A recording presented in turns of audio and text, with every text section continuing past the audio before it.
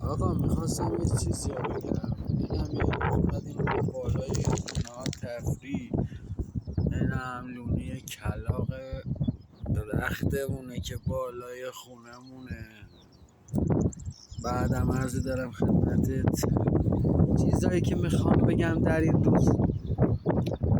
آدم باید کتاب بخونه. کتاب خوندن خیلی تاثیر داره رو زندگی. اولا. دوما قدرت تصور و تخیل خیلیه. آدم به هر چیزی که مدام فکر کنه به همون تبدیل میشه. به هر چیزی که خیلی فکر کنه مدام تبدیل میشه به همونی که فکر میکنه. و چیزی که زیاد بهش فکر کنی اون به سمتت میاد. انسان مثل یه آهنربا میمونه که هر چیزی بهش مدام، نه یه بار فکر کنی، به هر چیزی که مدام فکر کنی همونا رو جذب کنی، از همونا میان سمت. این هم میخوام بگم واقعا کتاب خوندن خیلی تاثیر داره رو زندگی آدم ها. آدم اگه کتاب بخونه زندگیش خودش همه چیش تغییر میکنه. به خدا من یه مدتی به یه چیزی مدام فکر میکردم، همونا اومدن سمتم که داشتم بهشون فکر میکردم. آدم باید به چیزای خوب فکر کنه. اما تو اگه فکر کنی که مثلا یه آدم پولداری ولی به دنبال هدفت هم بری، نه اینکه بشینی تو خونه بگی من پولدارم.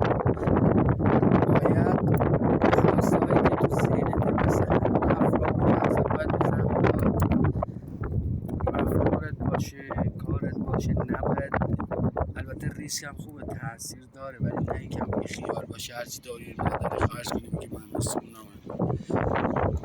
تقریبا باید یه جوری باشه که با ثروتمندان رفتار کنی.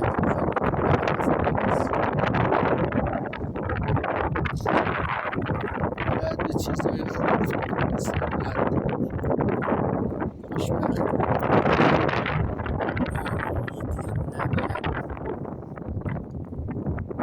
نباید تو زندگی بهش آب بریتا باشی.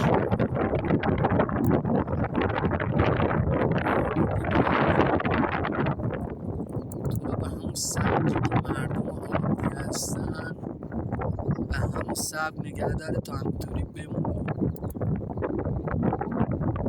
یه نیروهایی میان سراغت میگه با تو ول کن. چی میگه بابا؟ چرت میگه. چی میگه بابا؟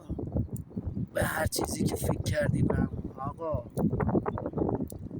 واقعا کتابا میگن، دانشمندا میگن، بزرگا میگن، مصریا میگن، یونانیا میگن، تمام این قدرت‌های بزرگ میگن آقا انسان بهشت و جهنم رو تو همین دنیا خودش برای خودش درست میکنه. میتونی این دنیا رو برای خودت مثل جهنم کنی، بهشت هم همین دنیا میتونی برای خودت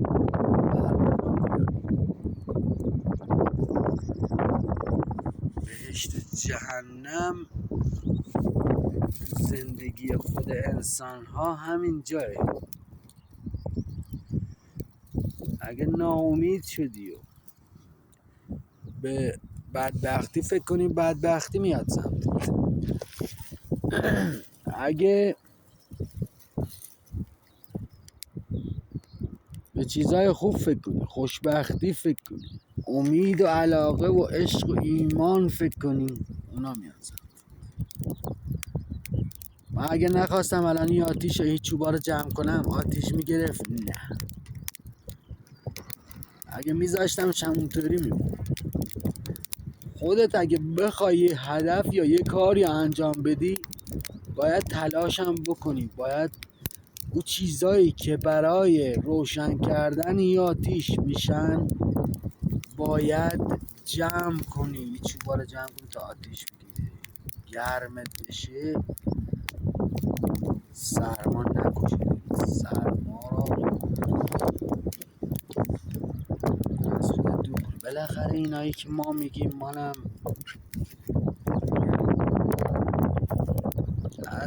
جان شنیدیم، فهمیدیم، خوندیم، نمیگیم اتفاقمون باشه، میگیم خیلی میدونیم، خیلی میدونیم. کسی میخواد هر جوری، هر چیزی، هر جوری میخواد برداشت کنه. هر کسی بالاخره میگه نه گوش بده به این که شعله‌های درونی وجودت را شعله ور کن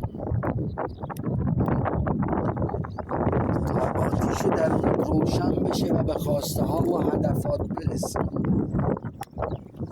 باید بجنگی با روزگار، هرچند شرایط سخت باشه. در راهی که میگه آقا من دیگه به آخر رسیدم، میخوام خودم رو نابود کنم، خودم بکشم فلان، آقا خودت رو دری رو بکش. بگو من دیگه در راهی که اینقدر کار و تلاش میکنم تا خودم رو در این بکشم، این یعنی خودکشیه برای خوشبختی. خودم رو میکشم در راه خوشبختی. در راه رسیدن به آرزوات خودت بکش، تلاش کن تا به آرزوات برسی و به خواسته‌هایت برسی.